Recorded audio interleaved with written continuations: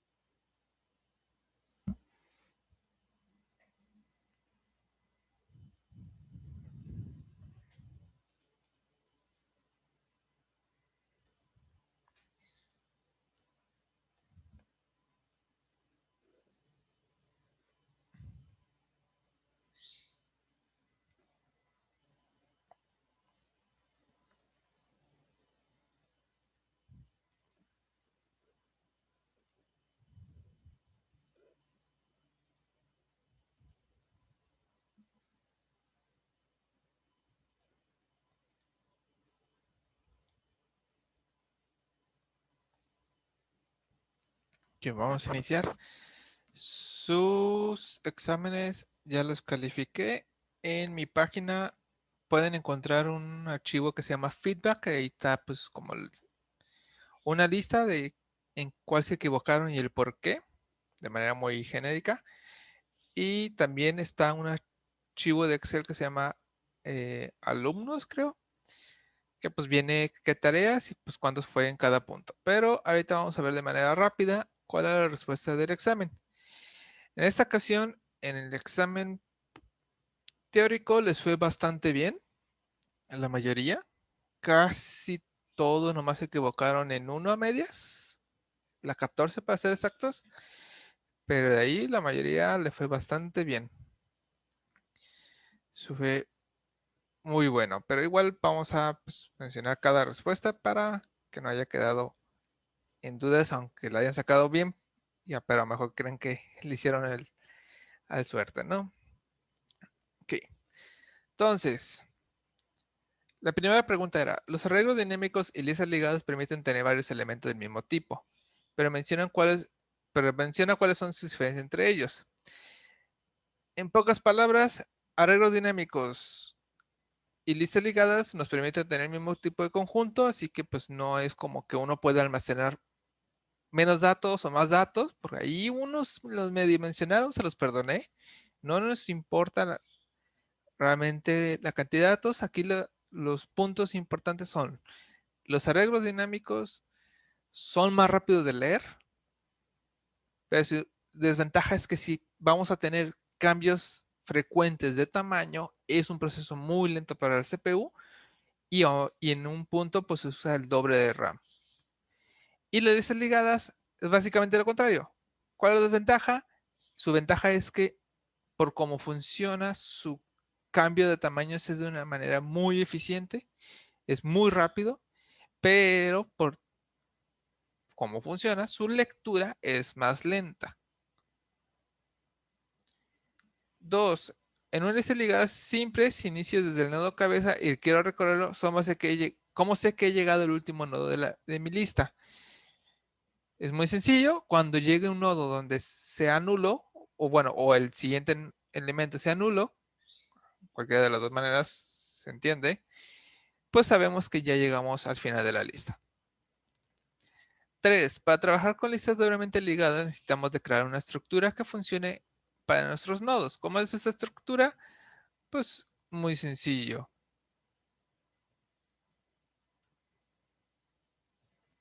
Necesitamos de dos apuntadores del tipo nodo, uno que apunta al siguiente, otro apunta al anterior, y ocupamos una variable del tipo t.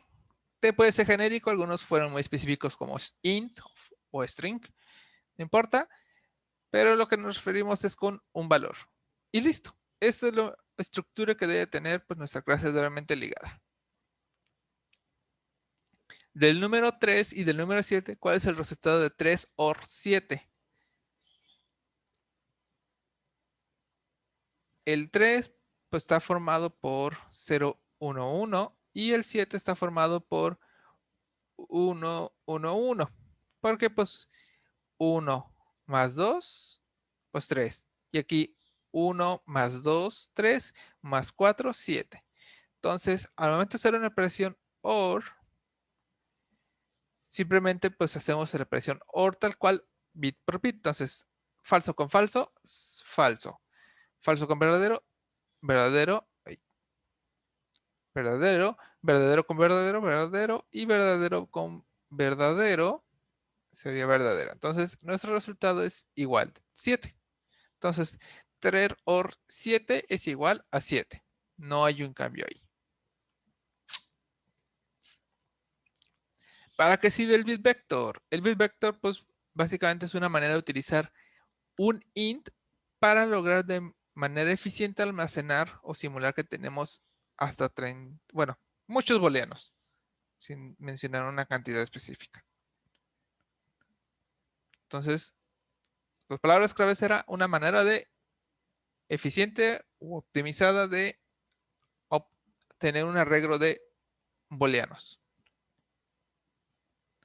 En un vector, el siguiente código int a es igual al index entre 32 y b es igual a index división modulada de 32. A, ¿qué nos indica? Nos indica, ok, si tengo varios unsigned long int, el a me sirve para saber en qué celda se ubica, si en el primero, en el segundo, en el tercer int.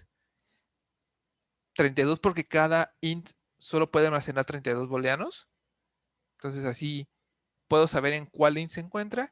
Y el b me dice el bit. Ok, ya sé que está en el segundo bit, en el segundo int. Ahora de esos 32 booleanos que pueden almacenar, en cuál se encuentra, pues básicamente eso es lo que me regresa. Entonces, A es celda y B es el bit. 7. En las pilas, el primer elemento insertado es el primero en salir o el último en salir. Aquí en este caso, las pilas es como si fueran pila de platos, entonces vamos poniendo y cuando vamos quitando, se hace desde arriba. Entonces, el primer elemento que inventé se vuelve el último en salir. 8. En un hash table, ¿qué sucede si quiero insertar un valor a una llave que ya existe? Simplemente se actualiza, se modifica, pero la palabra importante aquí es que se actualiza. De un árbol menciona cuáles son las siguientes definiciones. Nodo raíz es el primer nodo, desde donde surgen todos. También pues podemos decir que es un nodo que no tiene padre. Nodo padre es cualquier nodo que tenga hijos. Nodo hijo es cualquiera que tenga padre. Y nodo hoja. Nodo hoja son los últimos nodos que no contienen hijos. 10. Menciona un ejemplo que podemos utilizar un árbol. El ejemplo más común de vida cotidiana sería pues la computadora. Habíamos mencionado que el disco duro básicamente así es un super árbol. También ahí mencionaron uno muy bueno, por ejemplo, pues árboles de habilidad de los RPGs. También ese es un buen ejemplo. 11. Del siguiente árbol, ¿cuál sería el resultado en preorden y postorden?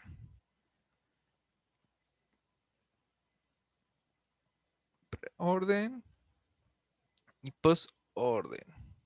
¿Okay? El preorden dice que primero se imprime el árbol, bueno, el valor del nodo, y después recorre todos sus hijos. Entonces, iniciando en A, es A, B, nos vamos por acá a la izquierda, F, G, H, déjenme, hago un poquito más grande esta imagen. H, H ya acabó, se regresa a G, G ya no tiene más hijos, F no tiene más hijos, B no tiene más hijos, nos regresamos a sí tiene más hijos que C, C luego tiene hijo I, luego tiene el hijo J, luego tiene el hijo, S tiene el hijo K, luego tiene el hijo M, el M, nos regresamos acá, no tiene más hijos, J no tiene más hijos, C no tiene más hijos, continuamos desde A, se va a D, se regresa a A, luego se va a E, de E nos vamos a N, de N nos vamos a su hijo izquierdo que es P, y de ahí elijo Q y de ahí regresa y acabamos. Y en postorden, primero recorremos todos sus hijos y hasta el final se imprime el valor. Entonces, iniciamos en A, pero A no se imprime, se va a su primer hijo. B, nos vamos a su primer hijo, todavía sin imprimir. F, nos vamos a su primer hijo sin imprimir.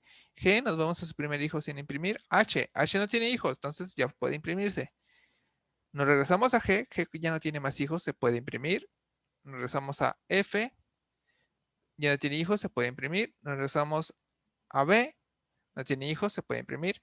Regresamos a A, todavía tiene hijos, entonces continuamos a C. C tiene hijo, entonces nos vamos a I. I ya no tiene hijos, entonces se puede imprimir. Regresamos a C. C todavía tiene más hijos, entonces nos vamos a J, K, L. Nos regresamos a K. K todavía tiene hijos, entonces nos vamos al M. No tiene más hijos, nos regresamos a K. K ya se puede imprimir. Nos regresamos a J. Nos regresamos a C. A todavía tiene hijos, entonces nos vamos al siguiente, que es D. Luego regresamos a, de ahí nos vamos a E. E tiene un hijo que es N. N tiene hijo que es P. Nos regresamos. N todavía tiene otro hijo que es Q. Nos regresamos. N ya no tiene hijos, entonces ya se puede imprimir. Luego se puede imprimir E. Y hasta el final se imprime A. Ya que A ya no tiene más hijos por donde continuar. Entonces así quedarían nuestras impresiones. 12. ¿Cómo es una búsqueda de un valor binario? Menciona paso a paso a seguir y no es necesario escribir código. Ok, ¿cuál es la búsqueda de un árbol binario? El primer paso es checar si el nodo actual es nulo. Si es nulo, pues ya terminamos y no se encuentra el elemento. Si no es nulo, entonces checamos si el valor del elemento actual es el que estoy buscando. Si es, entonces lo regreso, si se encontró y acabamos. Ahora, si no se encontró, entonces pues, el valor que estoy buscando es más pequeño, entonces voy a moverme a la izquierda y vuelvo a repetir exactamente los mismos pasos. Y si el valor que estoy buscando es más grande el elemento actual, entonces me voy a la derecha y repito infinitamente. Entonces son 4 pasos, por ahí unos medios. Se comieron el primero, solo el checar si es nulo, pero de una manera lo mencionaron. Entonces, checar si ya estamos, si el elemento actual es nulo, significa que no se encuentra. Si el elemento actual no es nulo y su valor es el que estoy buscando, entonces si se encuentra. Si el elemento es más pequeño, me voy a la izquierda. Si el elemento es más grande, me voy a la derecha. Y repetir.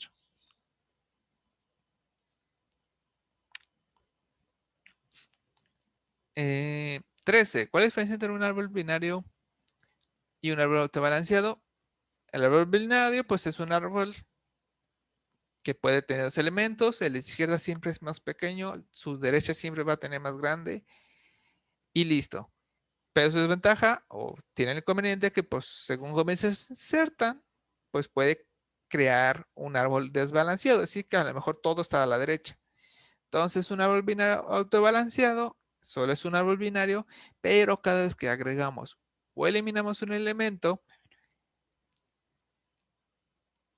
trata de autobalancearte, trata de que toda la cantidad de elementos que tengas a la izquierda del padre de la raíz y la cantidad de elementos que tengas a la derecha de la raíz sean los mismos. No es como perfecto, pero aquí la palabra clave es que tiende tendencia a estar balanceado. Del siguiente nodo binario autobalanceado, inserta el elemento 45. Explica paso a paso si requiere un balanceo y cómo sería. Ok, aquí me voy a ir a Paint para poder jugar con editar.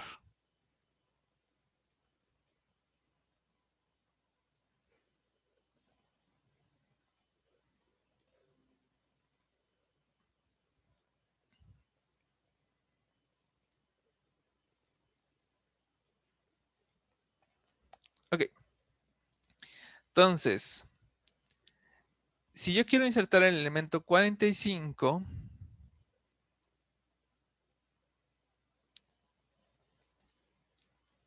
vamos a poner 45. Entonces, iniciamos. 45 es más chico que el 30, ¿no? Entonces me voy a la derecha. 45 es más chico que el 35, no, me voy a la derecha. 45 es más grande, perdón, más chico que 40, no, entonces me voy a la derecha. Y entonces el elemento quedaría hacia la derecha.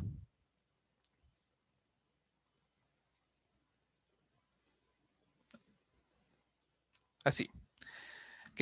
Entonces, al momento de ajustar el balanceo, voy a subir, este subiría a 1, este también subiría a 1 y este subiría a 2. Igual dejen borro aquí estos rellenos feos. Y el elemento que inserté, pues, tiene 0. Ahora, entonces, aquí me doy cuenta, como fui subiendo, en este punto me doy cuenta que este ya se salió del sistema de balanceo. Recuerden que decimos que algo está desbalanceado cuando es un valor que no es ni menos 1, 0 o 1. Solo podemos aceptar menos 1, 0 o 1. Entonces, ya aquí ya tenemos un 2. Entonces, ya tenemos algo desbalanceado, lo vamos a ajustar, pero vamos a checar.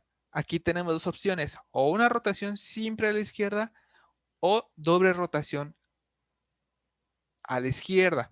Porque a la izquierda, pues sabemos que está cargada a la derecha, entonces tenemos que rotar hacia la izquierda. Pero tenemos que saber si es uno simple o uno doble. Checo el elemento de su derecha y tiene un factor de 1. La regla del doble dice que tiene que ser 2 y el de abajo tiene que ser menos 1. Entonces no se cumple, entonces solo es una rotación simple. Ok, entonces, del 30 vamos a trabajar con esta sección. Dejen luego en una capa para que no me afecte. Okay, entonces solo vamos a trabajar con esta sección. Aquí vamos a hacer una rotación simple. Entonces, de esa sección, el 30, su hijo de la derecha, que es el 35, va a tomar el hijo izquierdo de él, o sea, el 32. Entonces, el 32 pasaría a ser ahora el hijo derecho del 30. Entonces, igual de una vez lo voy ajustando un poquito aquí.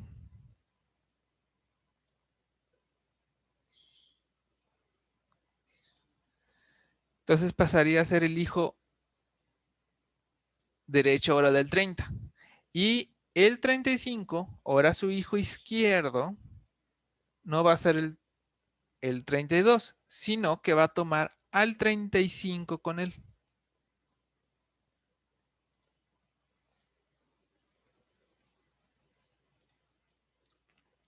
Entonces, básicamente este sube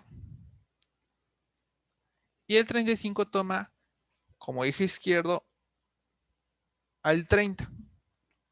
Todo lo demás pues sigue funcionando tal cual, solo sufrimos esos cambios y con eso este lo podemos volver a regresar a 0.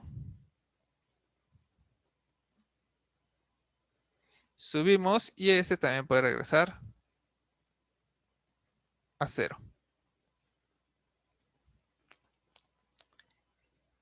Y listo. Entonces, ese es el árbol con el que terminaríamos. Una vez insertado el 45, sin tuvo la necesidad de hacer una rotación simple hacia la izquierda. Muchos solo explicaron qué pasaba con el 30, que su hijo derecho se iba tomaba el 32, pero muchos no mencionaban qué pasaba con el 35. Entonces, si le tuvieron mal, es más posible que fue por esa razón. No me explicaban qué pasaba con el 35. Solo decían que el 30 tomaba como hijo derecho el 32. Y de repente nada más decían, y el 35 sube, pero ¿A qué se refieren con sube? Lo importante es que toma ahora como hijo izquierdo al 30. ¿Okay? 15. ¿Qué es un apuntador inteligente o un smart pointer? Es una clase, o bueno, es una variable que utiliza las propiedades de una clase, de constructor y destructor, para simular un apuntador, pero utilizando que se autolibera automáticamente para pues evitar errores humanos. Pero con que utilizaron que fuera una variable, una clase que simula un apuntador y que se libera automáticamente, ya, estaba correcto. 16. Del siguiente grafo crea su matriz de adyacencia. Bueno, me voy a ir a Excel. Oh, bueno, mejor aquí. Entonces tenemos B, tenemos C, tenemos F, tenemos D y tenemos E. Y acá tenemos otra vez B, C, F, D, E. Entonces, el B, O, aquí hubo como dos que se equivocaron. B no está conectado a sí mismo.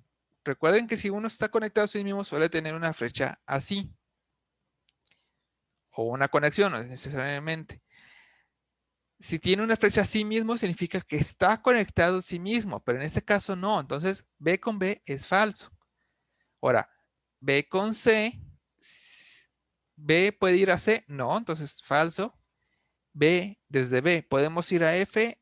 Sí, sí podemos ir a F, entonces es true. De B, ¿puedo ir a D? Sí, entonces es true.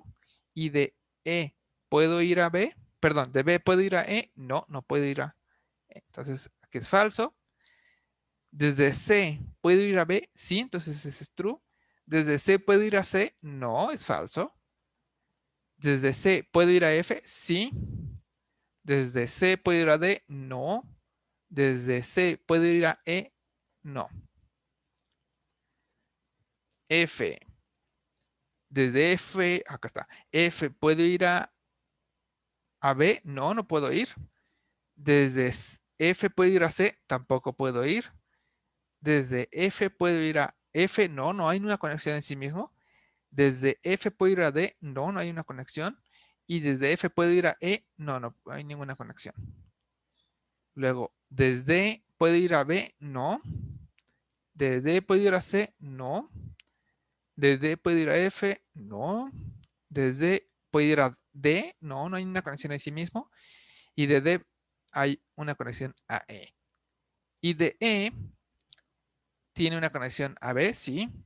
De E puede ir a C, no. De E puede ir a F, sí. De E puede ir a D, no. La conexión solo es en el otro sentido, entonces no. Y E puede ir a E, no, no está conectado a sí mismo. Entonces, ese sería al final mi matriz de esencia. De aquí, la mayoría lo sacó bien, nomás hubo, pues como dos que se fueron y pusieron que todos se podían ir a sí mismo. En este caso, no, no es así. Y por último, del siguiente mapa encuentra un camino que cumpla las siguientes características. Puedes partir de cualquier letra. La letra que uses como punto de inicio, ahí debe ser pues, tu final. No puedes usar los puentes, perdón. Los puentes los puedes usar en cualquier dirección. Sin embargo, solo se pueden hacer una vez cada puente. Y debes usar todos los puentes. Más que lo intentaran, se toparían que no hay un camino, no hay una respuesta. La respuesta básicamente es no hay respuesta. Ahora, ¿por qué este puente? Este puente es el que hizo, o es medio famoso en el sentido de los grafos, porque un matemático se encontró con este puente, que sí existe en la vida real, y quería encontrar se puso esos propósitos, quería como crear un camino para visitar todas las secciones de la ciudad, pero quería no tener que reutilizar los puentes y regresar pues al medio punto de partida. Esto lo pudo representar como grafos, se dio cuenta que como ustedes dijeron, no se puede, pero sin embargo de aquí surgió o fue el origen de los grafos. Por eso, pues, su mención. El puente de Pennsburg, no sé para qué tanto. Si buscaban un poco de teoría de grafos, posiblemente lo mencionaba. Ok, entonces esta fue la respuesta del examen teórico. ¿Alguna duda o inquietud con una de estas? Antes de pasarnos al práctico. Profe, entonces, no había solución, ¿verdad? En la última. No, no lo había. Es que no sabía si era como válido decir, pues, si había o no había. No, es una trampa. La solución es decir que no tiene solución. Es triste, pero al menos fue el origen de los grafos. Se soluciona y de hecho en la vida real ya hay otro puente en ambos lados de D. Va. Gracias.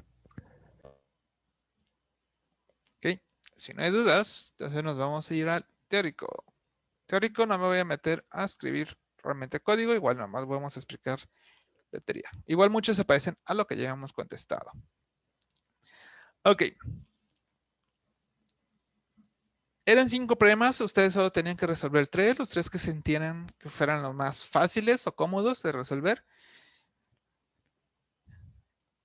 El primero, dado un arreglo de ins, regresar la suma de todos los números que solo se repiten una vez. Aquí mucho ojo, muchas de ustedes mezclaron de repente la pregunta 1 con la pregunta 3. No, con la 4, perdón. Aquí solo nos pide que si estamos recibiendo un arreglo de ins, que regresemos cuántos suman todos los números que se repiten una sola vez. Entonces, en este caso, el 4 que se repite 2 veces no se toma en cuenta y 1 más 2 pues es 3. Ese es el resultado que me debería dar. En este caso, que todos son 2, no hay ninguno que se repite una vez, entonces la suma es 0. Aquí, la forma de resolverlo más fácil era utilizar un hash map, o sea, un mapa. Hacer un recorrido una vez para contabilizar cuántas veces se repite cada uno. Y después, esa tabla, es decir, primero recorres todos los elementos y vas a terminar que el 1 se repite una vez, que el 2 se repite una vez y que el 4 se repite 2 veces. Entonces vas a terminar con un hash map con estos datos y después puedes hacer otro segundo recorrido, pero sobre este mapa que ya hiciste. Y vas sumando solo aquellos donde tengan su valor es igual a 1. Es decir, de que se repetía una sola vez.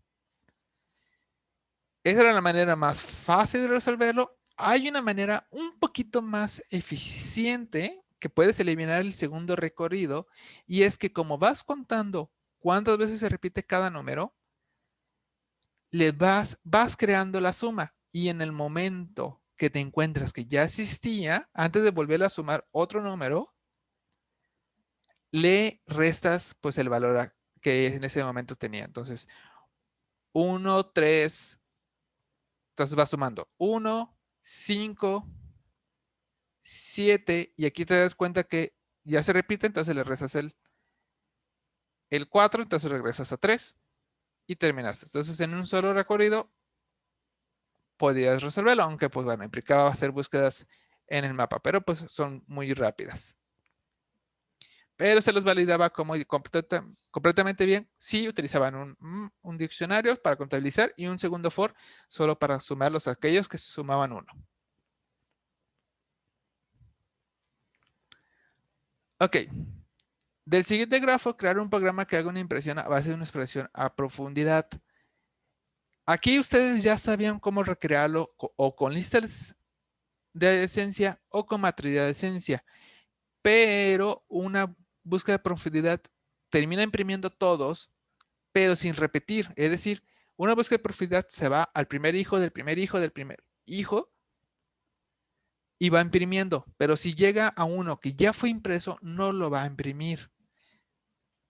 Entonces, si partimos de A, debía de imprimir A, luego debía de imprimir B, y aquí podía haber una pequeña diferencia cómo lo hubieran agregado. Si hubieran puesto primero D como su primer hijo, C como su primer hijo, aquí no nos afectaba mucho, pero de ahí, pues bueno, supongamos que lo hagamos por abecedario, se va a C, C, su primer hijo a lo mejor podría igual ser D, D, su primer hijo podría ser E, trataría de irse a su primer hijo que es C, pero C ya fue visitado, entonces no lo imprimiría. Se regresaría E, ella no tiene más hijos, entonces como fue por recursividad, pues se regresaría D, D intentaría imprimir a otro hijo, a otra conexión, entonces se trataría, por ejemplo, de irse a C, C ya fue impreso, entonces no lo imprime, trataría de irse a B, pero ya fue impreso, entonces no lo imprime, entonces nos vamos a C, trata de irse a E ya fue impreso, nos regresamos a C, nos regresamos a B, B trata de irse a D, pero D ya fue impreso, entonces nos regresamos a B, B ya no tiene, nos regresamos a A, ya no tiene más hijos, entonces ya acabamos. Entonces, sin importar si hicieran una matriz de adyacencia o una lista de adyacencia, tenían que crear otro diccionario, un hash map de cada letra solo con un true o falso de si ya se imprimió o si ya se visitó. Claramente le suelen llamar se visitó. Entonces, como van recorriendo, van marcando que ya fue impreso. Entonces, cuando visitan de nuevo, checan si ya fue visitado. Si ya fue visitado, entonces lo ignoran. Y si no, hacen recursividad sobre ese. Esa era la diferencia. Muchos solo crearon una lista o una matriz y me imprimieron todas las conexiones. A está conectado a B, B está conectado a C, D, C está conectado a B, D. Entonces estaban imprimiendo solo sus adyacencias, pero no estaban haciendo un recorrido. Entonces, los que hicieron ese ejercicio, ahí es donde se pudieron haber equivocado. 3 era el más sencillo, porque estos problemas ya tenían un nivel de dificultad un poco mayor, entonces era como un suspiro por si se sentían fatigados. El 3, pues era crear un sistema para controlar la capacidad de un estacionamiento. El estacionamiento era, bueno, contaba con espacio para 3 tipos de vehículos, grandes, medianos o pequeños. Primero se les tenía que indicar al sistema, pues, qué capacidad vaya a tener para cada vehículo y después solo se le llamaba agregar dónde queríamos estacionar el vehículo. Se le mandaban 1 si era uno grande, 2 si queríamos insertar un mediano y un 3 si queríamos insertar un pequeño. Y de ahí debía regresar true o falso si el vehículo pues podía almacenarse. La manera más fácil pues era, podían resolverlo con un hash map. Aquí pues hubiera sido a lo mejor interesante verlo, que ya utilizaban algo nuevo con lo que no tenían. Pero si no, la manera más sencilla era pues tener 3 variables, que era cuántos espacios tienes de cada uno, y otra variable para saber cuánto ya llevas de cada vehículo. Fin de la historia.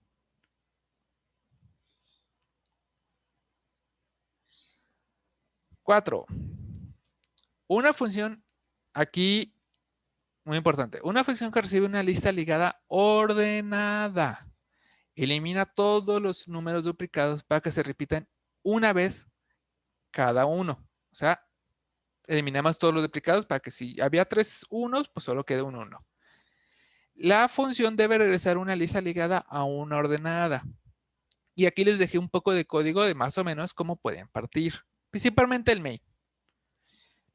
Entonces, aquí el ejemplo tenía 1, 1, 2, 3, 3. Entonces, debía de regresar una lista ligada que solo tuviera un 1, un 2 o un 3.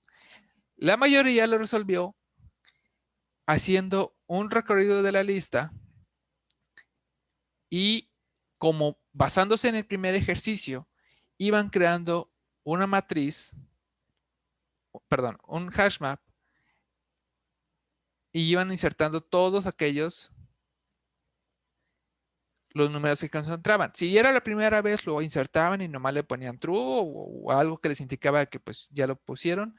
Entonces, luego recorrían el 1, de nuevo, 1 ya existía, entonces no hacía nada. El 2 lo ponían true, luego entraban al 3, entonces insertaban el 3 y lo hacían true, luego insertaban otra vez al 3 y lo hacían true. Entonces terminaban con esa lista y después hacían otro recorrido sobre solo ahora su hash map y iban creando una nueva lista. Iban insertando el valor de cada llave, 1, 2 y 3. Y ese lo regresaban. Esa fue la manera más común como lo resolvieron, pero hay una manera más eficiente porque aquí estamos creando un hash map y aparte estamos creando una lista. Estamos creciendo mucho en memoria RAM esta solución. Había una solución posible que era utilizar la misma lista. Igual, sí. Aquí podíamos simplificarlo con el hash map, pero hay alguna ventaja aquí. Aquí nos dicen que está ordenada. Entonces sabemos que los duplicados siempre van a estar en conjunto. Y eso nos puede borrar el uso del hash map. Entonces, simplemente utilizando dos apuntadores, por ahí alguien casi lo resuelve así, pero lo trató de resolver con un apuntador nomás. Aquí el truco estaba utilizar dos apuntadores y checar si este apuntador era igual al anterior, al elemento que apunta. Bueno, no al que apuntan, el valor que tiene. Si son iguales, entonces la lista tiene una función que es borrar. Y como es una lista ligada, el borrar es muy eficiente. Entonces podemos llamarlo y decirle borra este. Y ya después simplemente avanzo en este.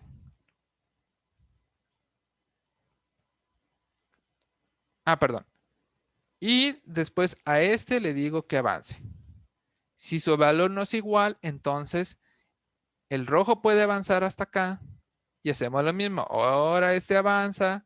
Si no es el mismo valor, no hacemos nada. Entonces este puede avanzar acá, ya al 3. Y después checa el siguiente. Como el siguiente sí es igual, lo puede eliminar. Entonces, utilizando la misma lista, puede eliminar. Ahora, también había otra manera que era, pueden ahí crear una pequeña cambiación, porque como las listas ligadas son un nodos que apuntan al siguiente elemento, pues podrían usar eso para pues nomás estar intercambiando de que, si este apunta a este, pero es el mismo, entonces voy a copiarle ahora cuál apunta. Entonces ahora voy a apuntar hasta acá como mi siguiente y este lo elimino. Casi iba lo mismo, pero un proceso un poquito a lo mejor más largo en código, pero era lo mismo al fin. Entonces reutilizando la lista ligada de que sabes que está ordenada, eso implica que los números repetidos están pegados entre sí. Entonces eso te puede ahorrar y utilizar la misma lista que ya recibías.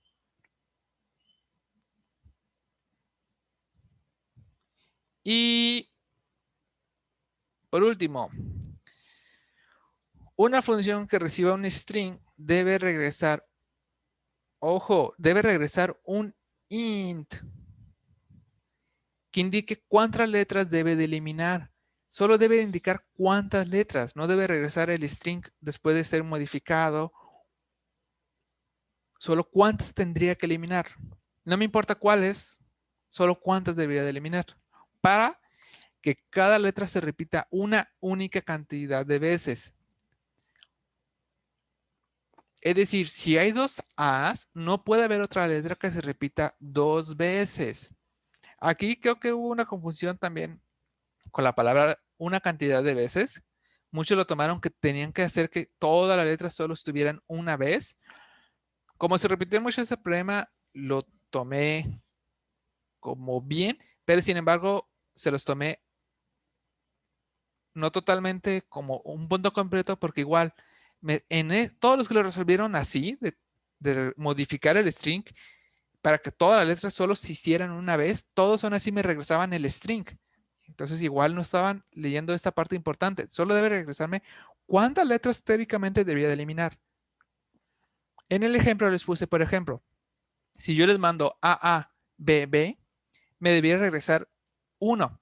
Es decir, no importaba si yo eliminaba, bueno, lo voy a poner acá abajo. Ok, estoy diciendo que eliminando una letra, no especifico cuál, solo estoy indicando que eliminando una letra, puedo lograr que se repita cada letra única vez entre ellos. Es decir, podría eliminar una A, entonces quedaría con ABB, A se repite una vez, B se repite 2 veces, entonces cumple, o podría eliminar un B. Pero aún así compro lo mismo. Tendría 2 A's y es la única letra que se repite 2 veces y tendría un B. Entonces, por ejemplo, si yo les hubiera mandado A, B, C, aquí el resultado sería 3.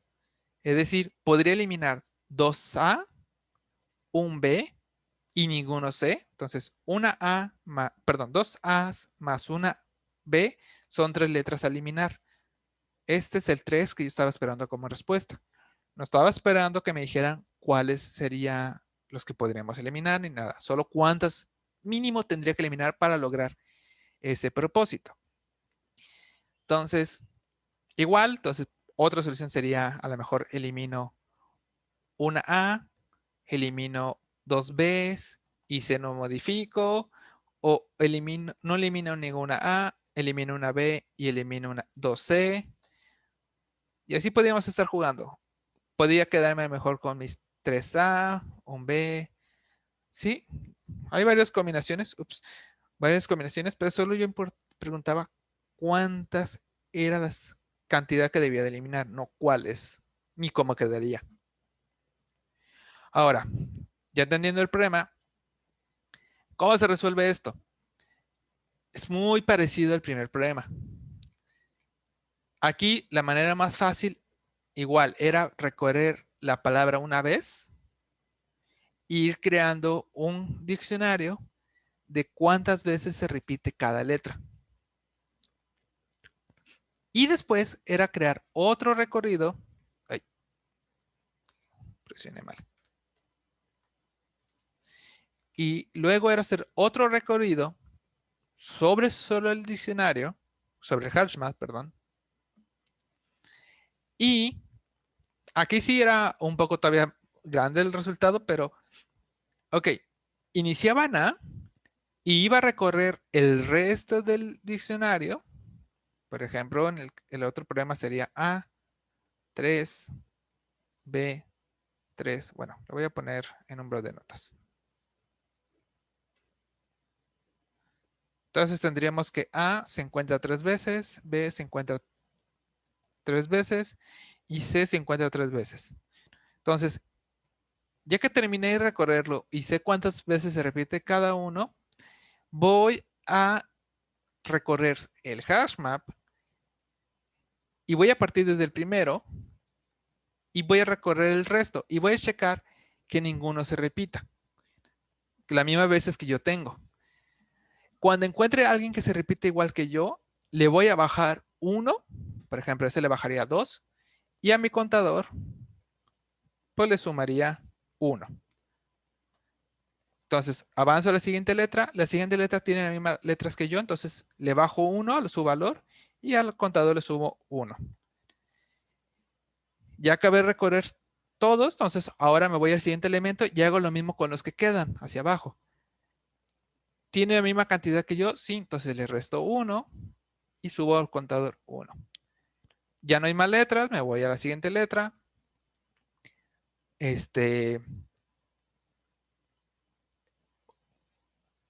Agarro el elemento, checo con todos los demás que quedan, pero ya no hay, entonces terminaría que ya sé que se repiten una n cantidad de veces cada uno, o sea, solo hay una letra que se repite 3 veces, solo hay una letra que se repite 2 veces, una letra que se repite una vez. Y entonces no me importa cómo quedaría, eso solo sería una versión, pero lo que me importa es que tendría que eliminar 3 letras para lograr ese resultado. ¿Ok? Y ya con eso, pues tendríamos. Ahora, como nota, interesante. La pregunta 4 y 5 es una pregunta que, bueno, hace tiempo tuve una entrevista con Amazon. La pregunta 4 y 5 me la hicieron. Entonces, si pudieran contestarla, pueden contestar tipo de preguntas que hace Amazon actualmente. Solo como nota, de ahí lo saqué.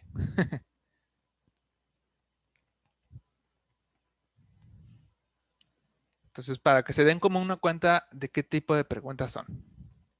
Eso ya fue hace como 3 años, creo.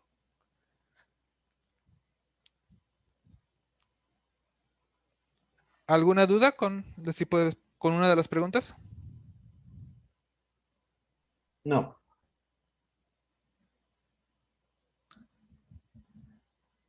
Pero en general, ahora en el práctico estuvo ya, pues se nota que ya ahora sí utilizaron más de las nuevas cosas que vimos. La mayoría le fue bien, solo por ahí uno que otro detalle. Ya ahora sí, la mayoría lo resolvió mejor que fuerza bruta, pero ahí por ahí había detalles que todavía se podían mejorar para ser mejor. Pero ya fue una mejoría en casi todos. Así que felicidades por eso.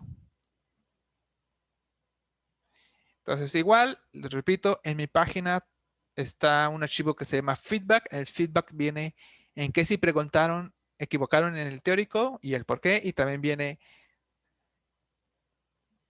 del práctico, pues qué fue lo que les falló, qué se pudo mejorar. Ojo, en la parte del práctico, yo les pongo como por ejemplo, Aldo, práctico, 2, aunque él me haya puesto ejercicio 1, 2 y 3, pero a lo mejor el 2 y el 3 son los últimos dos, yo lo hago base a esta lista, el número que viene ahí, no bajo. No es el número del ejercicio que me enviaron, o sea, si ustedes me lo mandaron como ejercicio 1, pero era el 3, por ejemplo, yo le puse como ejercicio 3. ¿Ok? El número que puse ahí representa el número del problema, porque si no me iba a volver loco. Me iba a hacer bola yo solo.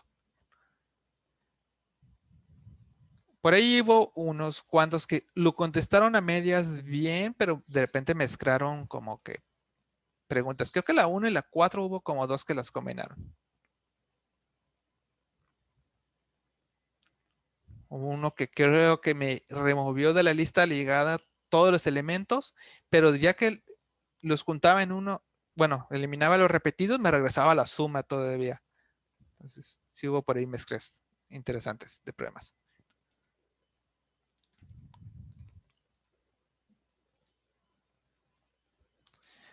Entonces, con eso terminamos la parte de estructura de datos. A lo mejor estuvo un poco acelerada, sí, lo sé, pero por cuestiones raras de temario de Mariqués, muy como rápido.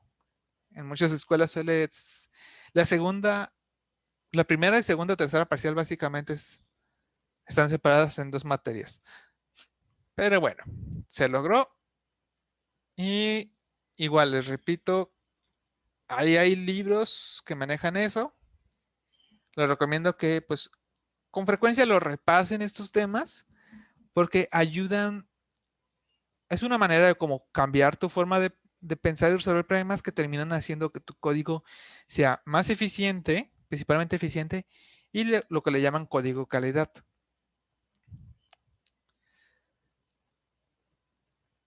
Aunque muchas veces esos problemas pues dices, nunca los voy a utilizar. Pero no es tanto que sean problemas que nunca vas a utilizar en la vida cotidiana. Solo es que te enseñan a programar de manera más eficiente. Ok. Ahora, en mi página,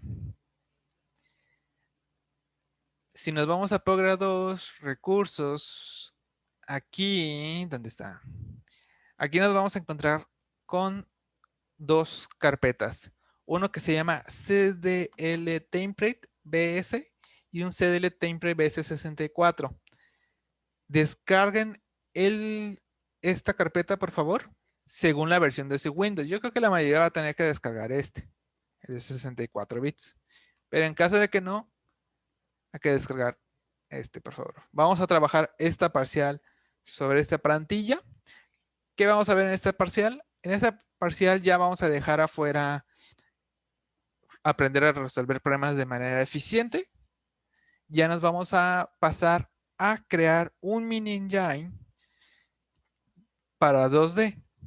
No es tanto que hagamos un mini engine y que se vuelva pues el nuevo Unity, pero sí vamos a ver como qué cosas nos facilita Unity, qué cosas hacen los engines para entenderlos pues que hacen de manera interna.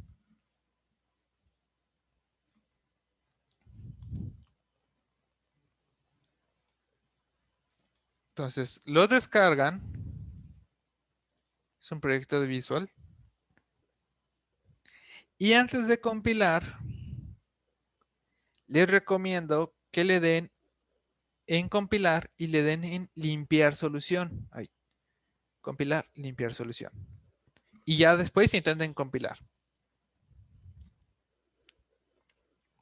Ok, entonces, mientras hacen eso, les voy a explicar qué es lo que tenemos aquí.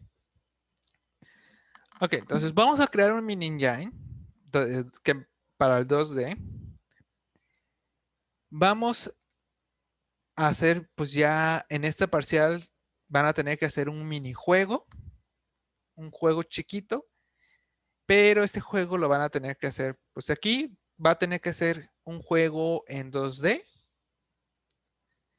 Nomás tengan en consideración que vamos a estar limitados ahorita, que no podemos cambiar el tamaño de las imágenes, no podemos rotarlos, solo moverlos del lugar. Sí podemos rotarlo y escalarlo, pero no me quiero meter con eso. Piensen más en un solo juego que implique dibujar y mover sprites. Un buen ejemplo, por ejemplo, sería este Snake. En Snake, pues el cuerpo y la cabeza tienen una imagen, no hay cambios de ese tamaño, la comida igual no sufre cambios, solo es dibujar imágenes y moverlos. Un Space Invaders, un Break, ¿Esa un DL Pong. tiene soporte para tilemaps? No, eso no es un engine muy, sería ya más complicado. Porque aquí vamos a programar varias cosas nosotros. Entonces, si Ok. quieres que tuviera compatibilidad con eso, tú tienes que programarlo. Profe, ¿qué es lo que tenemos que abrir? En la carpeta que Descargas, descargamos. una vez que lo descargas, hay en... Ay, ese no era. Esas son sus carpetas. Tienes el proyecto CLN, ese abres, que es el proyecto Sí, visual. yo lo abrí y no tiene nada. Está vacío. ¿No te apareció una ventana? Es que tienes que abrir los CPPs, ¿no? Aparte. Bueno, yo lo limpié y la compilé y ya los abrí. Ajá, primero tienes que abrir el CLN. Si te marca allí unos error, ciérrala de esas ventanitas y del lado derecho los vas a encontrar en la pestaña del proyecto. Y eso ya puedes abrir. Y le das limpiar. Oh, ya vi, ya vi. Gracias. Sí, sí les aparece. Hay veces que cuando pasas un proyecto de visual, por ejemplo, yo ahorita que tengo el Game CPP, sí lo puedo ver, pero lo puedo pasar a otra máquina y en otra máquina me va a marcar un error.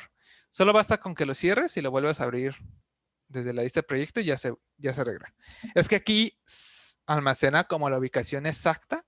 Por ejemplo, en mi caso dice que están user 0D, escritorio, desktop, recursos. Entonces trata como buscarlo exactamente en la misma ubicación, pero desde acá se actualiza. ¿No es muy común utilizar Git para Visual Studio? Sí, sí, sí. Ahorita lo vamos a dejar así. Podríamos usar Git para que hubieran bajado esto, que sería bueno. Ok. Es que ya tuvimos un curso de Git nosotros, Ah, ya, bueno. por si quisieran. Ok, entonces, tenemos aquí, ahorita me voy a pasar a explicar el código, no se me asusten todavía. Entonces, vamos a crear un mini engine para el 2D. Ahora, como nuestro programa necesita una ventana, con ventana nos referimos a esto como visual, que tenga su área, que lo pueda recorrer, que tenga su botón de minimizar, el de maximizar, inclusive el de cerrar. Todo eso, los sistemas operativos tienen librerías que son los que tienes que utilizar para poder crear eso, que te permiten comunicar con el sistema operativo y ya crear tu ventana. Y sobre esa ventana, pues ya puedes trabajar. Entonces, en el caso de Windows, esa ventana se crea con una librería que se llama WinAPI. WinAPI es la librería de Windows que permite crear esto. Y el problema es que pues, este programa, si quisiera pasarlo a Mac, necesita comunicarse con otra librería, que no me acuerdo cómo se llama el Mac.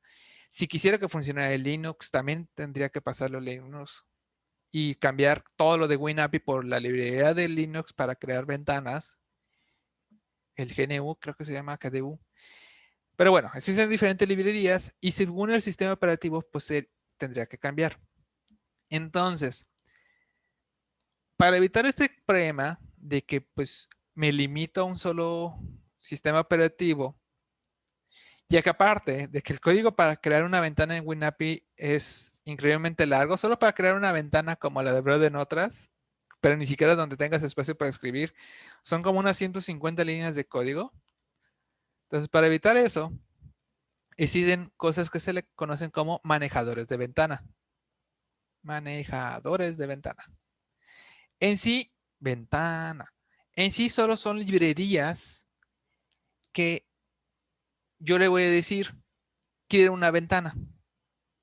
Y ya sabe que si está en Windows tiene que comunicarse con el WinAPI, si está en Mac tiene que comunicarse con la librería de Mac, si estoy en Linux se tiene que comunicar con la librería de Linux, si está en Android, por ejemplo, sabe que se tiene que comunicar con una parte de Android, si está en un iPhone sabe, y así sucesivamente.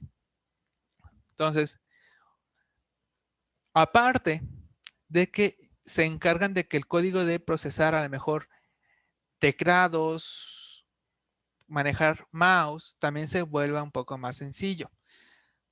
Entonces, de ahí existen diferentes manejadores de ventanas. El que vamos a utilizar nosotros es el de CDL. Hay uno que se llama GRU, CDLL, hay uno que se llama GT, hay otro que se llama Widget X. Y bueno, hay varios manejadores de ventanas. Que al fin su propósito va a lo mismo. Te facilitan el trabajar, el poder crear una ventana, el de procesar eventos. Nosotros, un evento, básicamente podría ser desde mover ventana, minimizar ventana, cerrar ventana y eventos del teclado y mouse, por ejemplo. Con eventos de mouse y teclado es que si yo le doy clic a la ventana, que lo detecte, que sepan qué coordenada le di clic, que si tengo la ventana abierta y empiezo a presionar la tecla, que sepa qué teclas se están presionando y que pues con eso ya el programa pueda reaccionar. Todo ese tipo de cosas les suelen llamar eventos.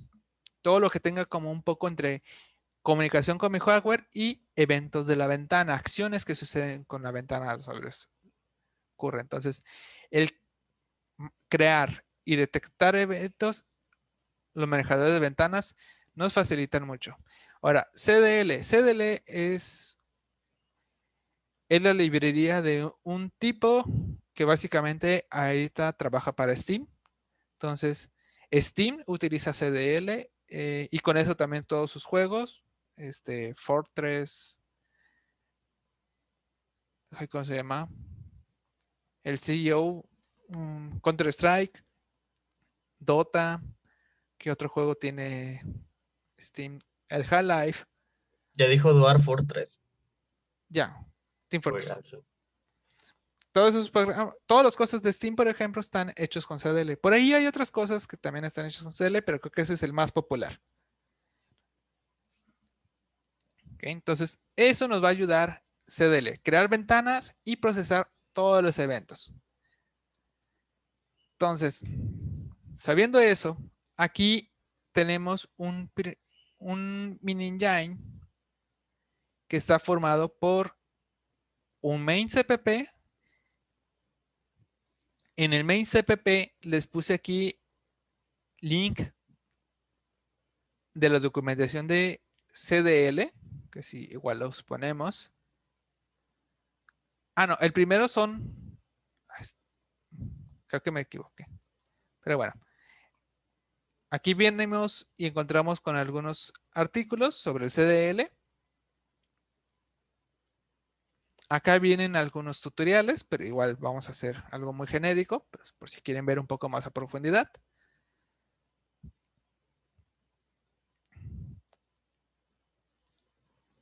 Y ahorita el main solo incluye el game.h y básicamente lo inicializa. ¿Qué es el inicializar? Pues ahí queda en un ciclo infinito.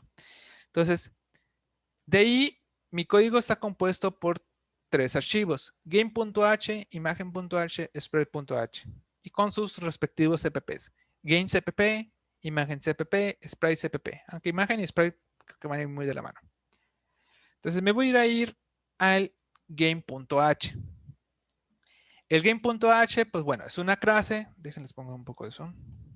Ay. Ah, es que está. Ahí está. Está apagado el Brockroom. Ok. Entonces el game.h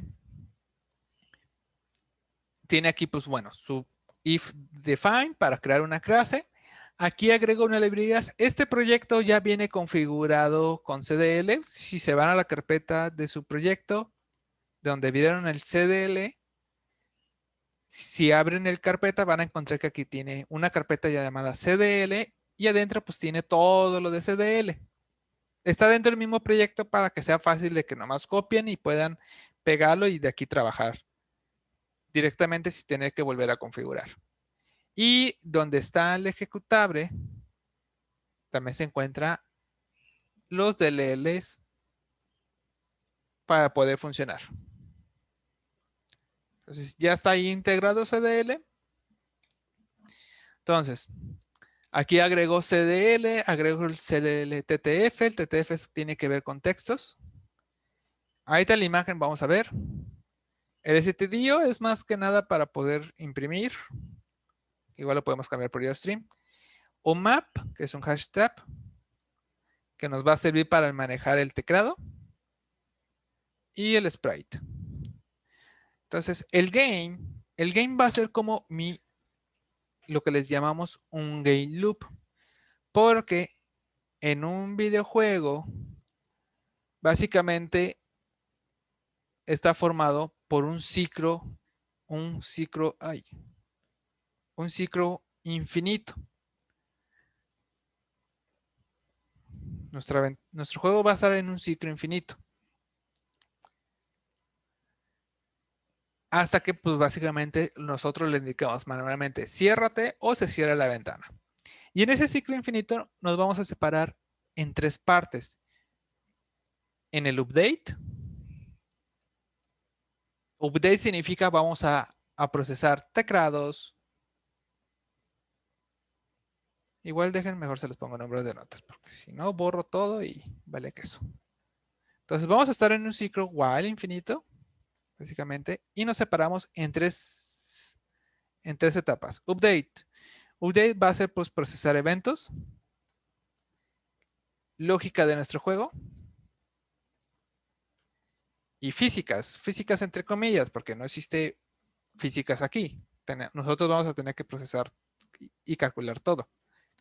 Así que también el juego que quieren hacer que no tenga pues físicas. O sea, juegos como un Mario Bros, por ejemplo, se complicarían mucho porque hay que hacer fórmula de todos.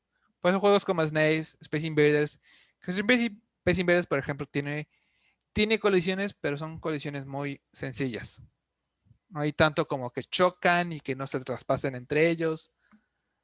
Más bien ahí, si algo choca, lo mata y se elimina. Entonces, como que no nos importa que se lleguen a traspasar. Por eso son físicas sencillas. Entonces, el update, pues básicamente son procesar eventos, lógica de nuestro juego. Con lógica de nuestro juego significa mover personaje, mover los enemigos,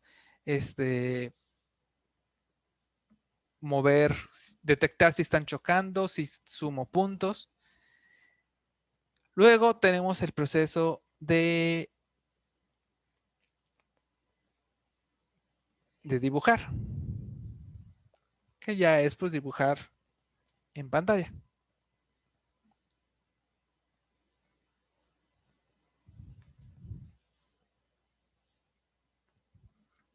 Y se repite. Entonces tenemos este ciclo: update y dibujar.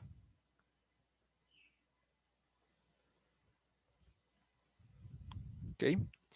Entonces, muevo cosas, muevo las imágenes, bueno, muevo los enemigos, después me paso a dibujar el sprite donde sale el enemigo y vuelvo a repetir. Para el siguiente frame, muevo y así sucesivamente. Entonces es un ciclo infinito que está en nuestro programa. Y no se va a salir de ahí. Esto se le conoce como un game loop, el loop del juego. ¿Okay? Entonces mi clase game básicamente me va a ayudar a manejar el game loop del juego. Cada de esas etapas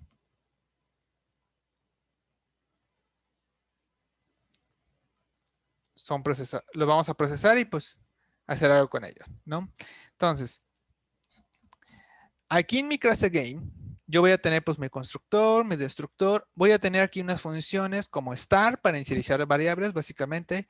Stop me va a servir para liberar recursos, porque como nos vamos a meter con imágenes, por ejemplo, aquí ya vamos a tener más cuidado con liberar la memoria RAM, porque ya no es una variable de 4 bytes, va a ser imágenes de megas. Entonces son megas que si no liberamos quedan ahí sin poderse usar de nuevo hasta que reiniciemos la máquina. Entonces ya en este tipo de programas hay que tener más cuidado con la liberación de memoria RAM, ¿eh? Porque ya sí, ya son grandes. También archivos de Profe. música, por ejemplo, pues ya son megas, ¿sí? Algo así también se utiliza en Unreal Engine, ¿no es diferente?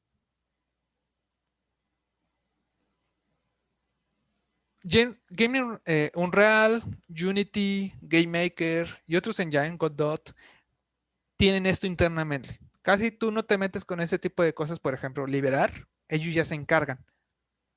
Liberar los recursos, pero sí suelen recrear esto. Suelen tener su start para inicializar variables, suelen tener su update para actualizar lógica del juego y su draw para cuando dibujas. Aquí suelen ir a veces nuestros efectos de cámara y shaders. Entonces es más sencillo en Unreal y en los motores gráficos y así. Exactamente. Ok. Nosotros nos vamos a meter a golpes con las cosas que Unreal y Unity te lo hacen tan sencillo como un clic. Pero aquí no es tanto que podemos crear un engine que se pueda comparar con ellos. Aquí lo importante o el propósito de esta parcial es entender como todo o varios del proceso que está detrás de estos game engine. De repente, Va. ese tipo de game engines puede haber ciertos juegos que a lo mejor sí son más fáciles. Podría haber, pero como el 95% de las veces, un game engine te va a ahorrar más la vida.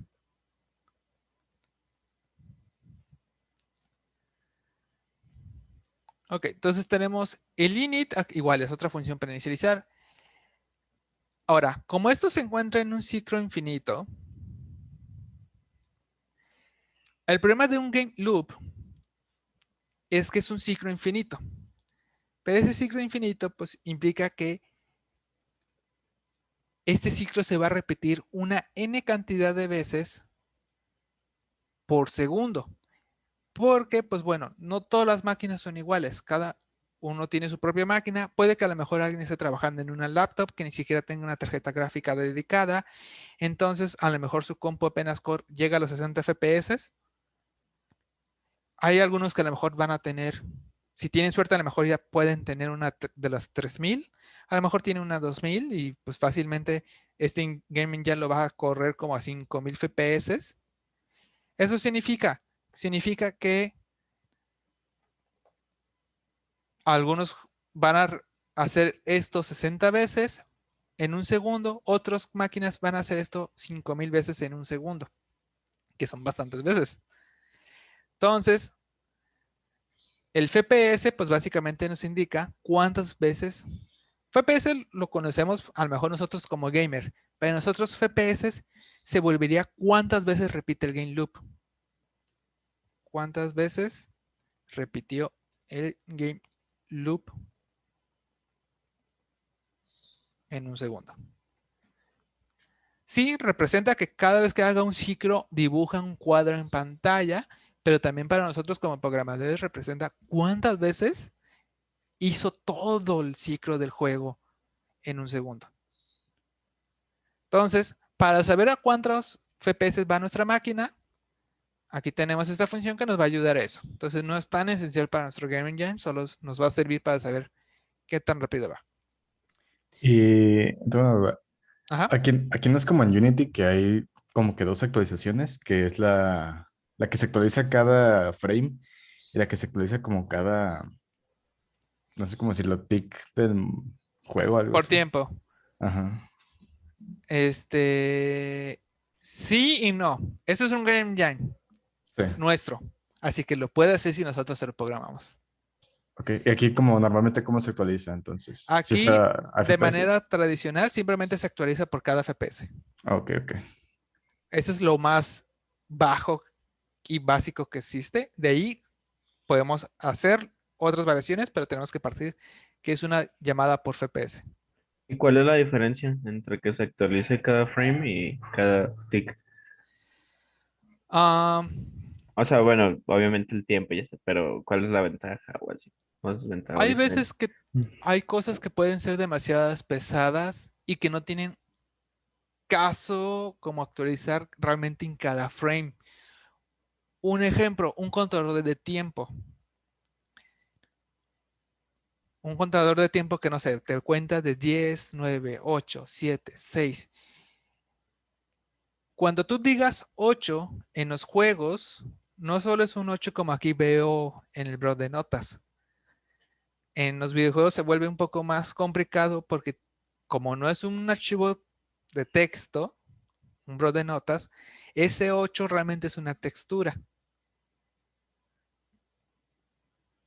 Entonces tiene que saber cuál textura es, con eso tiene que generar como esta textura de manera dinámica y de una manera podemos decir que es un proceso pesado. Entonces no tiene caso que esté calculando cómo se vería el 8 en textura, o sea, cómo generar el 8 para el juego, si, si al menos en una versión baja. Posiblemente si mi compu, bueno, si mi juego va a 60 FPS, estás hablando que 59 ciclos no va a cambiar este 8, porque tiene que pasar un segundo para que cambie 7. Entonces, hay cosas como aquí, no tiene caso que yo procese cómo se vería ese 8, generar la versión del 8 en textura para poderlo imprimir en pantalla, porque por 59 FPS va a ser igual, los siguientes 59 FPS, mínimo. Si fuera una máquina de 5000, estás hablando que mínimo 4999 veces va a seguir igual. Entonces, esto lo puedo hacer mejor. En vez de cada frame calcular cuál número sigue, lo hago a través del tiempo. Entonces, pues es 7. Calculamos cómo se generaría la subtextura, cómo sería el resultado, y los siguientes 59 FPS los ignoro, porque sé que no va a cambiar. Otro caso, y por ejemplo que lo hacen, y así lo hace Unreal y Unity, las físicas. Con físicas en videojuegos nos referimos a que, por ejemplo, yo puedo poner una pelota y que la pelota empiece a caer por gravedad. Pero aparte de que ya empieza a caer por gravedad, de que si este es mi piso y viene mi pelota, que mi pelota pueda saber cuándo, de manera ficticia, porque solo representa un XY y radio, el único que yo conozco de la esfera, y el plano, el piso solo es un XY ancho y alto, ese es mi piso. Entonces, conociendo solo estos datos, yo puedo usar unas fórmulas matemáticas para determinar si la pelota se encuentra arriba de este cuadro, bueno, de este plano, si se encuentra abajo o si el círculo se encuentra adentro de él. Entonces, todo este proceso de determinar, simular gravedad y detectar cuánto un objeto está dentro de otro, eso lo podemos llamar que hay una colisión, hay una intersección. Todos esos procesos, fórmulas matemáticas, a veces son muy pesados. Entonces, como es muy pesado, de hecho creo que sería como lo segundo más pesado de un videojuego, los engines como Unreal y Unity no lo hacen cada frame, lo hacen cada cierto tiempo. Más o menos lo hacen cada 0.2 segundos. A lo mejor es muy, muy poco, pero significa que en compus muy rápidas, aunque vayan a 5000 FPS,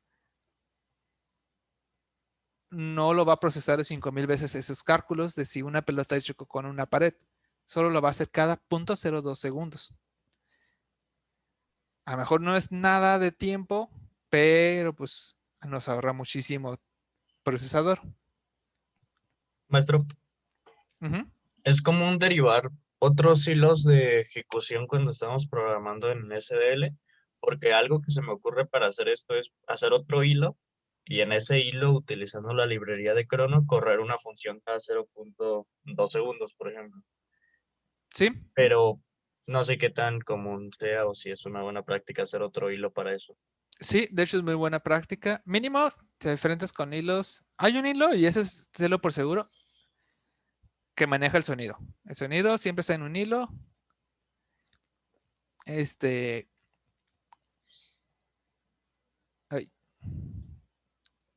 y la red. Todo lo que tenga que ver con red, mínimo está en otro hilo.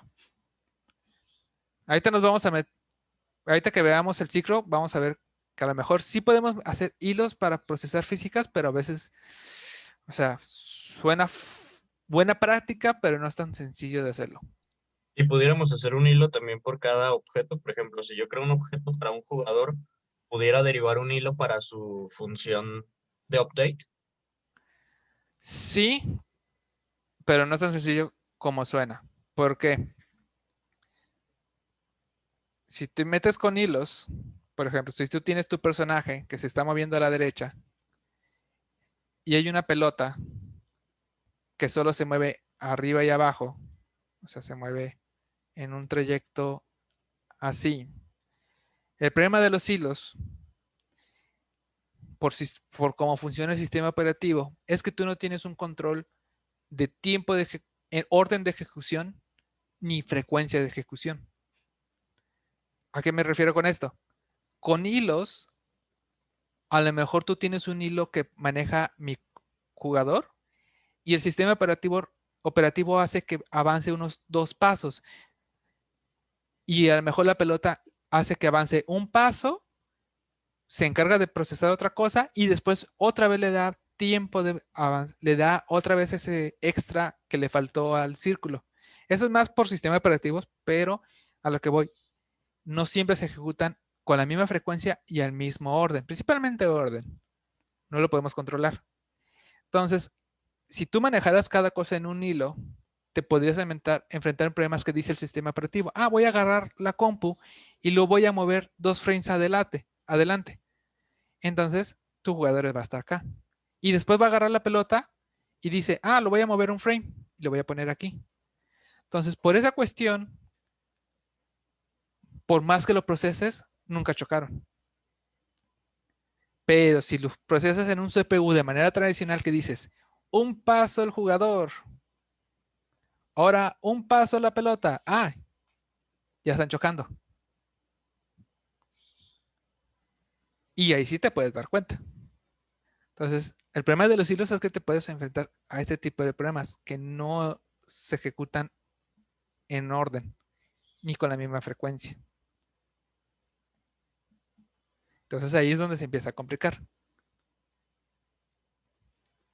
Entonces sí se podría, pero te metes con un poquito más de detalles.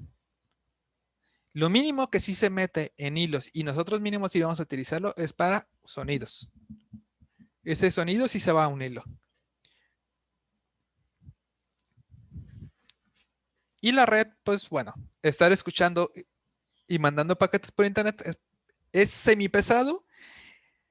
Y aparte de que, por ejemplo, mientras tú estás esperando que el servidor te envíe cuál es la nueva coordenada de los más jugadores, no puedes o sería feo que se congelara tu juego mientras recibes el siguiente paquete y a lo mejor estás teniendo a un compañero tiene lag y pues no, ni modo que todos se congelen esperando esa información. A menos que sea Smash si lo hace, pero en general no es algo que solemos esperar. Entonces también la red está en hilos para que pueda procesar en el fondo y mínimo todo tu juego veas que se sigue moviendo aunque a lo mejor te estás teniendo lag.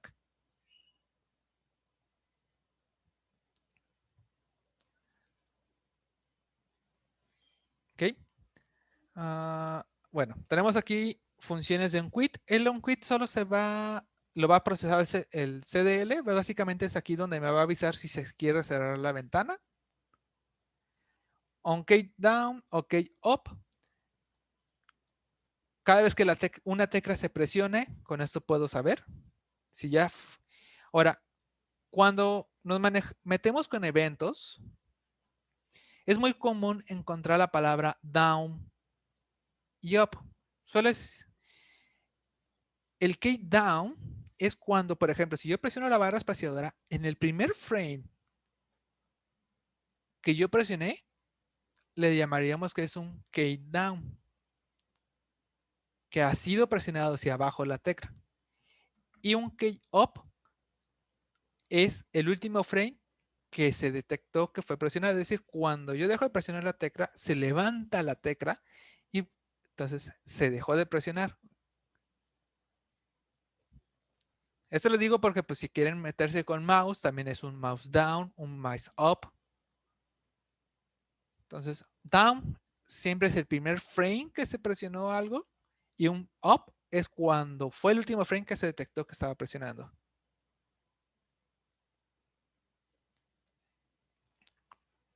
El run va a ser nuestro ciclo de juego, nuestro famoso while infinito.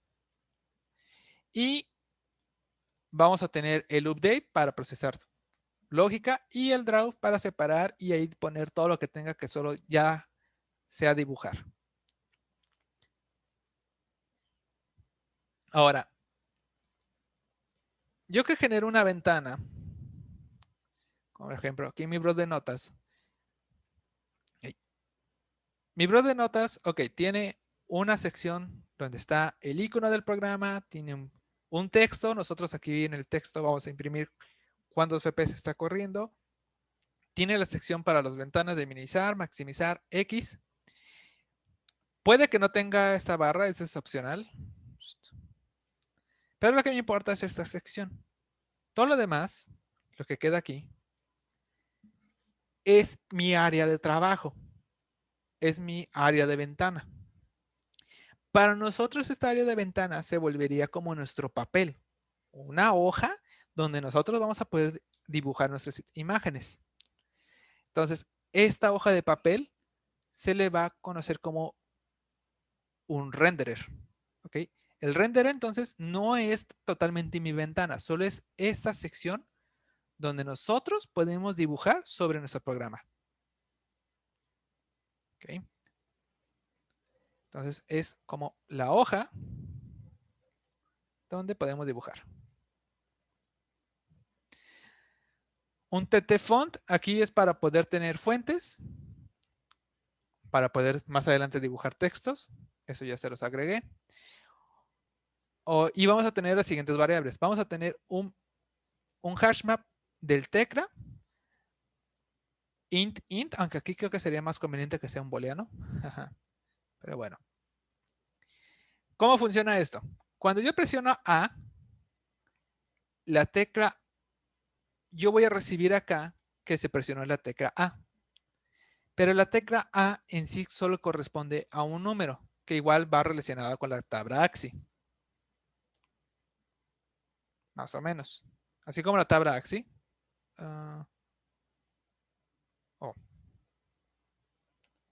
Cambiar de buscador. Que no sé si se acuerdan que, pues, por ejemplo,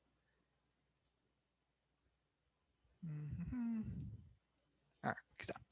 Que por ejemplo la tecla A, perdón, la letra A minúscula equivale al 97, al número 97. Entonces es algo parecido.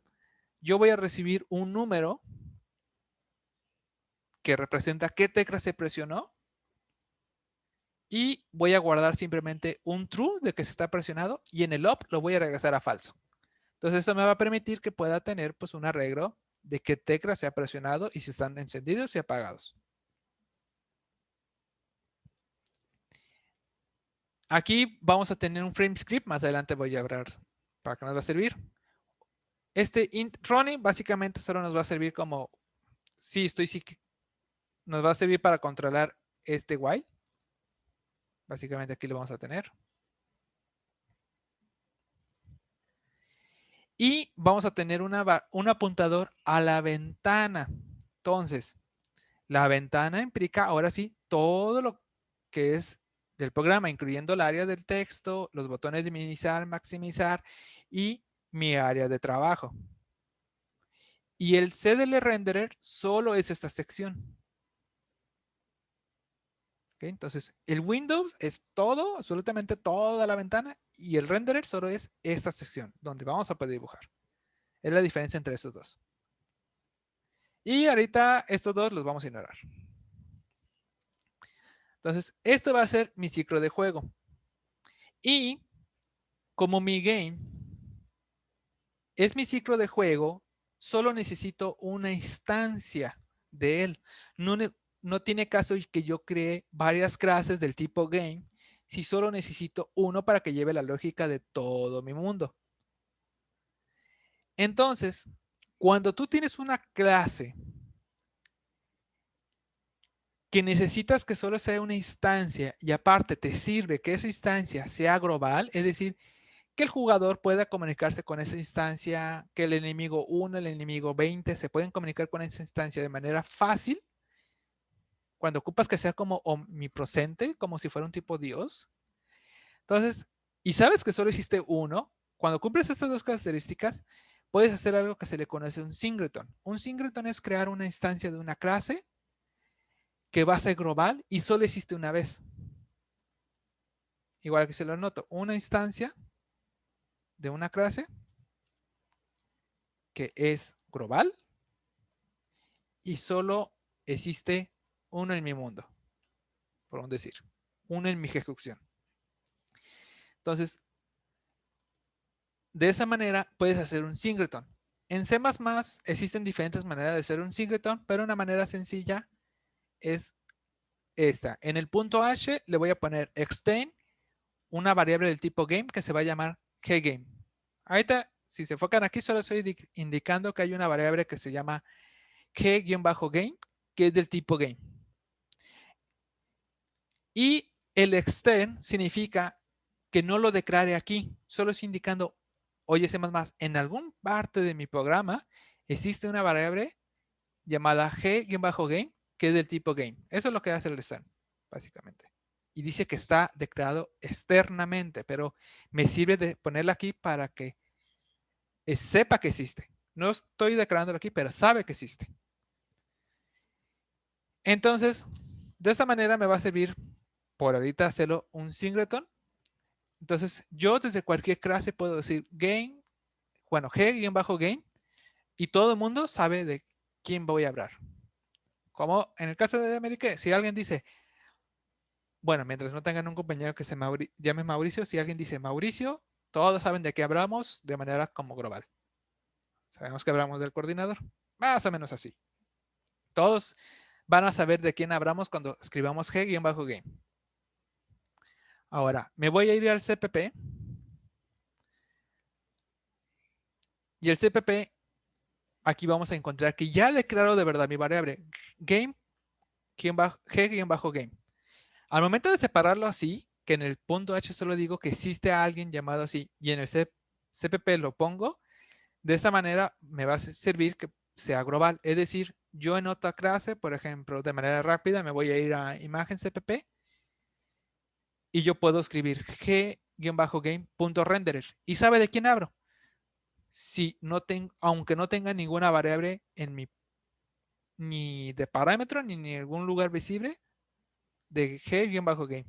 Pero como game es como Dios, saben todos de quién hablo. Entonces, de eso me va a servir. Ahora, aquí en mi CPP tengo el ancho y alto de la ventana. Entonces, desde aquí pueden encontrar qué tan grande quieren su ventana. Ahorita está uno chiquito. Ahorita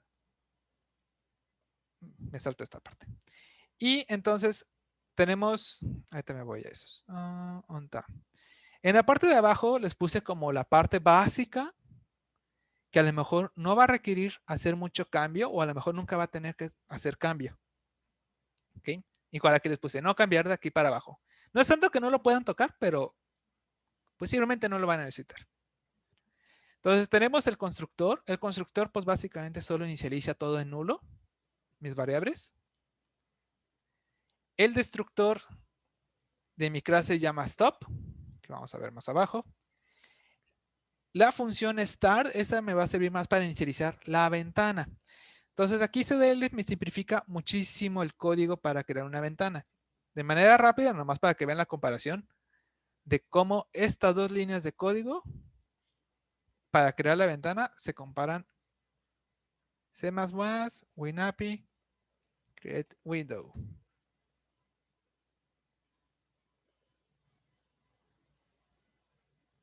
Acá está. De hecho, profe, creo que una vez con Mau hicimos así justo eso. Y quedó ¿Sí? bien largote el código. Exactamente. Solo para crear una ventana es un codigote. Y aquí CDL, miren, solo le digo, quiero inicializar CDL como librería, o sea, inicialízate internamente lo que necesitas y quiero crear una ventana de este ancho, de este alto, una ventana que se muestra, porque puedes crear ventanas ocultas. ¿Por qué una ventana ocultas? Son estos programas que tenemos acá, por ejemplo. A lo mejor suena tonto, pero a eso es lo que se refiere. Mi apuntador para poder hacer una referencia a la ventana y mi apuntador para tener un apuntador al área de trabajo, al área con la que voy a trabajar. Entonces, si lo puedo crear, perfecto, ya está, va a estar mi ventana hecha. ¿Qué es esta?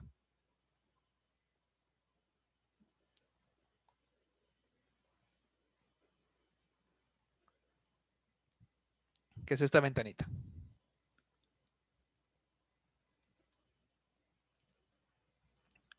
Entonces, de ahí, ya utilizando igual CDL, tiene una librería que se llama TTF. TTF es para trabajar con fuentes. Entonces, lo voy a inicializar y voy a cargar esta fuente, es el TTF. Igual, si van a su carpeta de su proyecto, en recursos, tienen ahí esta fuente, que ya nos va a servir más adelante para escribir textos. Aquí el running lo hago 1, que igual podría servir a hacerlo booleano, y le llamo run. El run va a entrar en un ciclo de juego. El stop, que acá vimos que se llama en el destructor, solo se encarga de liberar memoria. Cierra CDL, llama a destruir las ventanas. Y aquí vamos también a poner nosotros perdón, allá arriba tengo otra función. Pero liberamos para evitar fugas de memoria. Ok, el ciclo de juego. El ciclo de juego voy a obtener el ticks. El ticks, básicamente CDL cuenta los frames. Bueno, ¿cuántas veces ha hecho un ciclo? Perdón, ticks, estoy confundiendo. Ticks aquí nos refiere con el tiempo. Nosotros en cualquier programa, en cualquier lenguaje suele existir la manera de preguntarle el reloj al sistema o preguntarle al sistema operativo cuánto tiempo llevo yo vivo en milisegundos. Entonces, este tiempo que me regresa me puede servir a mí para saber cuánto tiempo ha pasado entre un frame a otro. Es decir, cuánto tiempo al inicio de mi frame tomo el tiempo como cronómetro y cuando terminamos voy a volver a tomar el cronómetro. Entonces puedo saber, pues pasó 0.1 segundo, 0.2 segundos, 0.3 segundos, o a lo mejor se superalentó y pasaron 10 segundos. Pero estos ticks me va a servir para contabilizar el tiempo que pasó. Obviamente es un número muy chiquito, pero nos va a servir para saber qué tan rápido va esto. Y aquí algunas variables para esa parte. Aquí genera un CDL event, como les mencioné, un evento pues puede ser minimizar, maximizar, cerrar, mover la ventana, teclado y ratón. Nos va a servir para poder recibir estos eventos. Se llama init, que era el generar la ventana. Acá está. No, se llama acá init para las cosas mías internas. Y aquí tenemos nuestro ciclo de juego, while running. Entonces, aquí tengo un pequeño manejador de evento, un pull event. Entonces, Si se cerró la ventana, entonces llama cerrar ventana. Si se presionó la tecla, pues llama key down. Si se presionó tecla hacia arriba, llama tecla hacia arriba, vaya redundancia. Y aquí dejé a medias cómo sería para poder detectar el mouse. Si fue un tecla hacia abajo, mouse, clic del mouse, o si se movió el mouse. Ahorita no lo hemos implementado, pero al menos ya les dejé el código que necesitaría. Y el ciclo de juego es esta parte. Ahora, aquí van a ver que se encuentra algo muy curioso.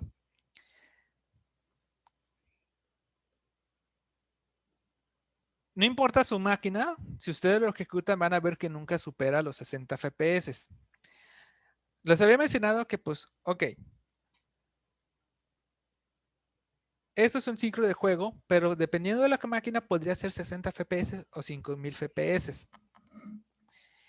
Pero aquí, con los ciclos de juegos, con los FPS, nos metemos con algunas cuestiones. Una,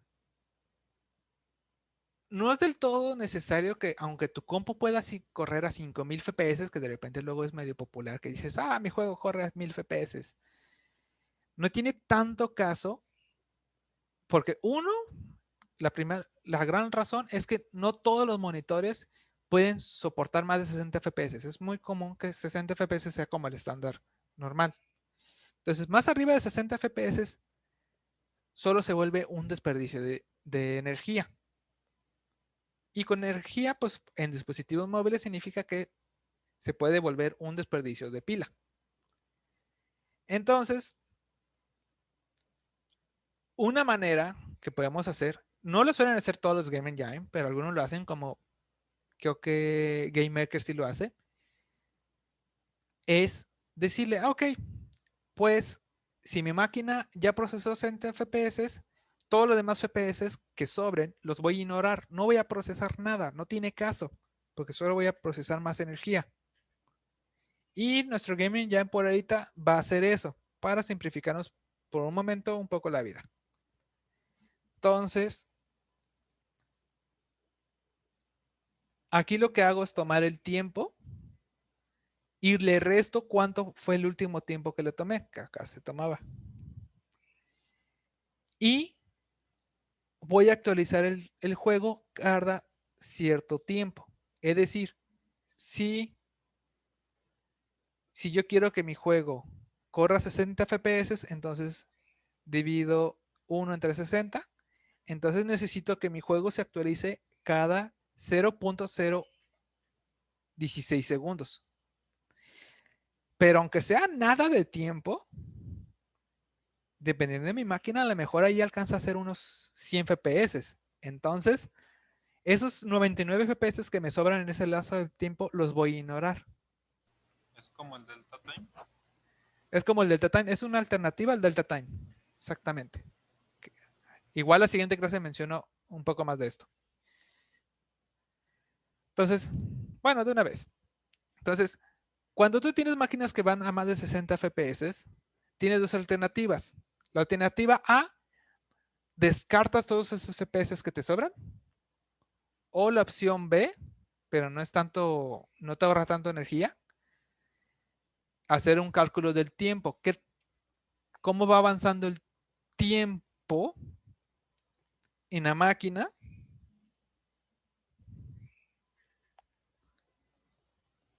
Para hacer un factor de, como le llaman, delta time.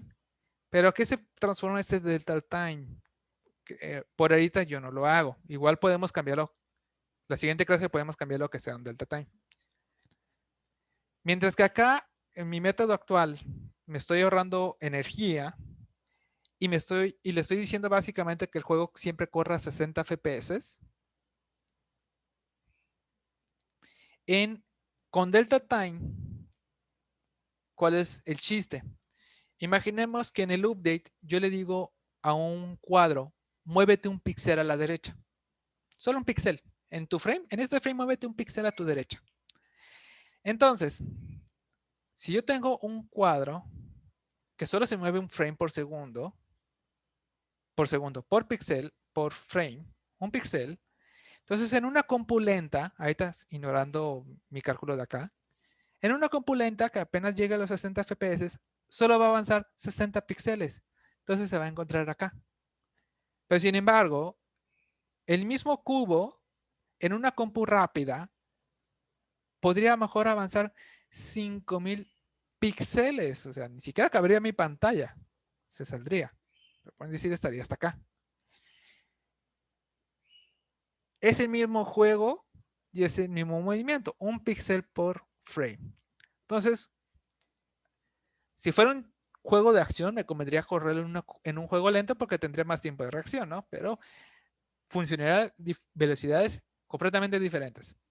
Entonces, el delta time es un pequeño cálculo que podemos hacer para que, ok, si mi combo va mucho más rápido,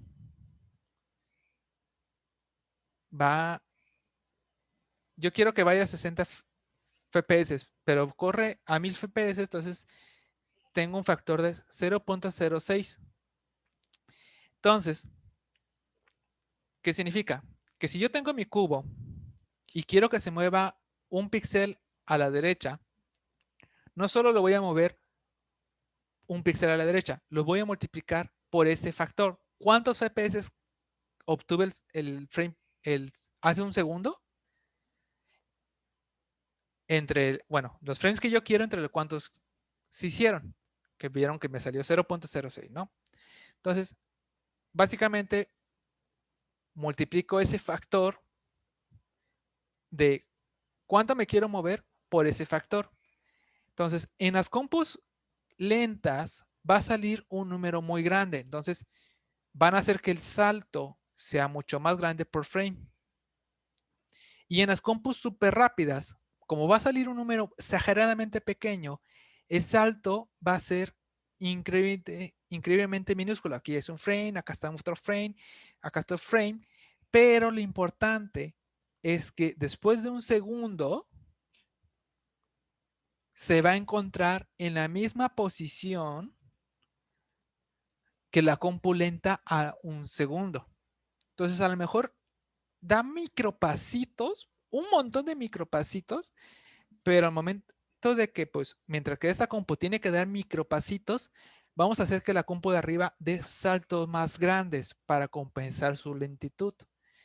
Y esa compensación nos va a hacer que al segundo ambos cubos se encuentren en la misma posición. Y para eso nos sirve el delta time. Nos ayuda a que las compus lentas se muevan o den pasos más grandes y las compus rápidas den pasos muy chiquitos, pero lo importante es que al final terminen en la misma posición. Para eso nos sirve el delta time, que es otra forma de compensarlo. Nosotros aquí, como vamos a forzarlo a que corra a 60 FPS, que igual tenemos que hacerle un pequeño ajuste, creo. Pero como vas a correr siempre a 60 FPS, no necesito delta time, porque siempre se corren a la misma cantidad de cuadros. Pero igual, podemos cambiarlo y hacer que mejor tengamos un delta time. No hay problema. Entonces, dependiendo del ciclo, entonces aquí voy a hacer un update. Y cuando toque mi frame skip, que es cuando lo voy a limitar, vamos a dibujar en la pantalla.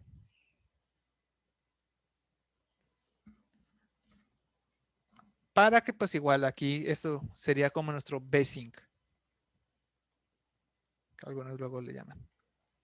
Entonces, actualizo y dibujo, actualizo y dibujo.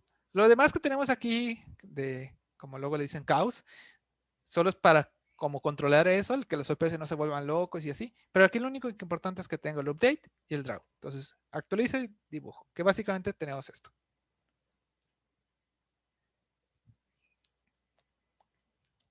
Y acá solo actualizo el texto de mi ventana, que tenemos acá. Nombre de la ventana y a cuántos FPS está corriendo. Y aquí hago un CDL delay para que CDLay tenga un milésima de retraso y aparte pues puede procesar algunas cosas internas, como los eventos.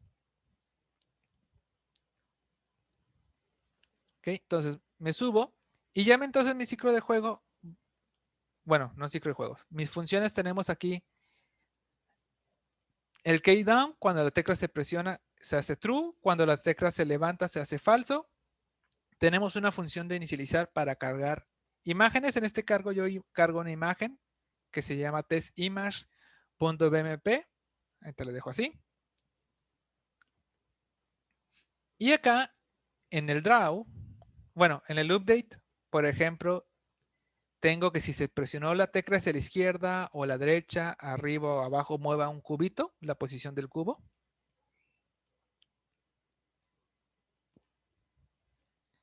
Y en el ciclo de dibujado es el siguiente. Tenemos un limpiar la ventana. Realmente no existe tal cual un limpiar la ventana, como a lo mejor se imaginarían que llegas con un borrador. Como solo tenemos una hoja de papel,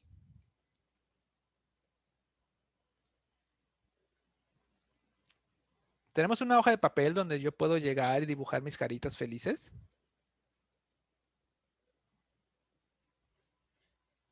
No existe algo que sea un borrar tal cual.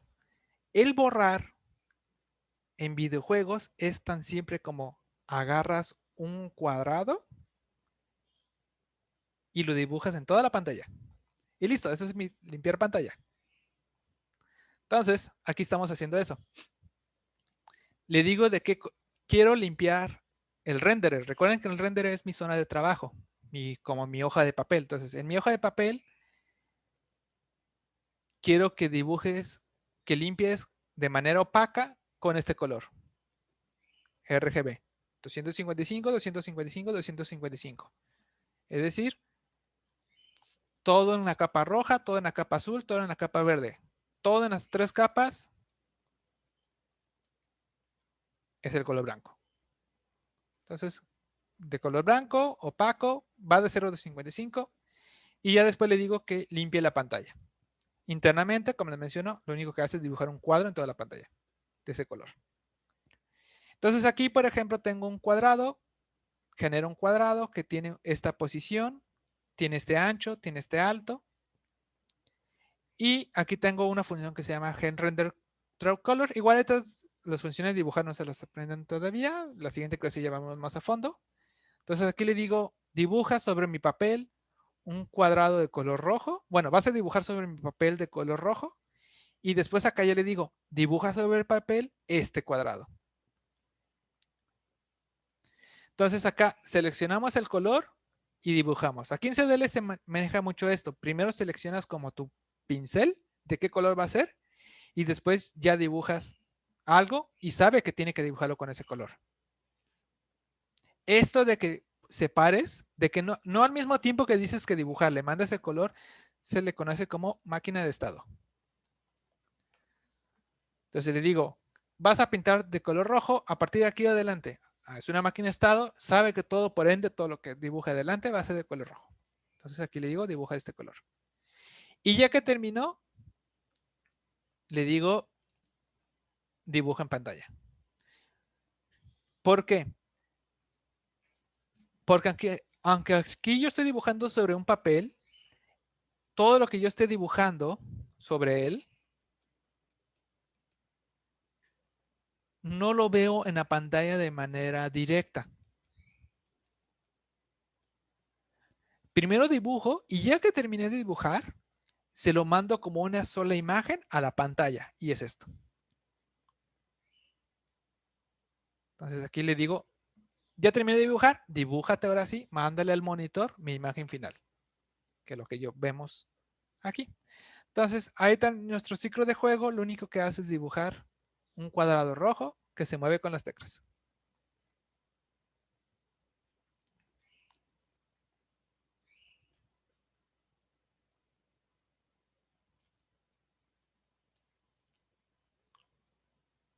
Ahí está, ¿se puede salir de la ventana? Sí, porque no existe colisión, es decir, no hay, yo no tengo ningún punto que esté revisando que se salga de la pantalla o no.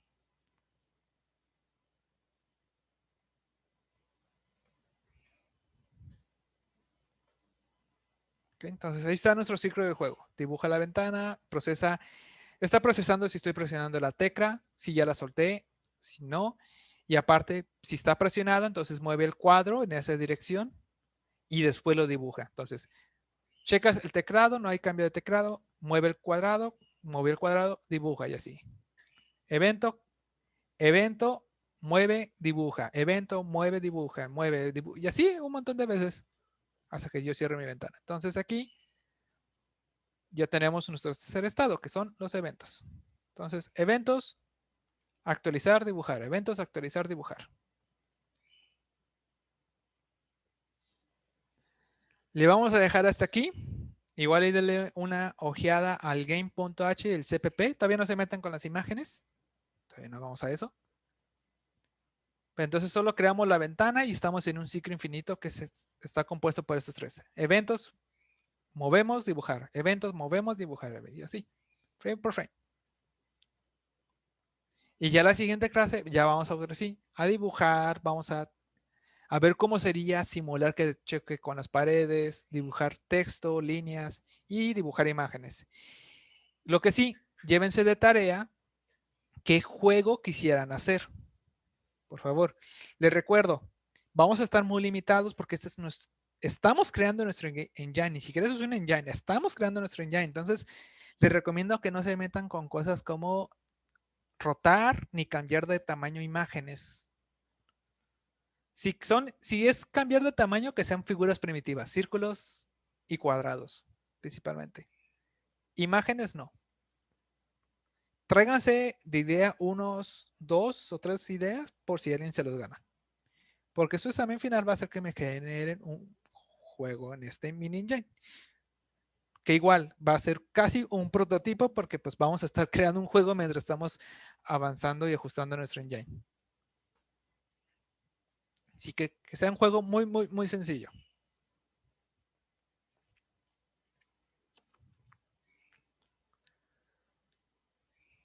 ¿Va? Bueno, entonces hasta aquí le dejamos y ya la siguiente clase nos metemos y vamos a empezar a ver cómo utilizar esto. Ok, prof. Que tengan un bonito día. Nos vemos el jueves. Gracias, profe. Adiós. Pues, profe. Es, profe.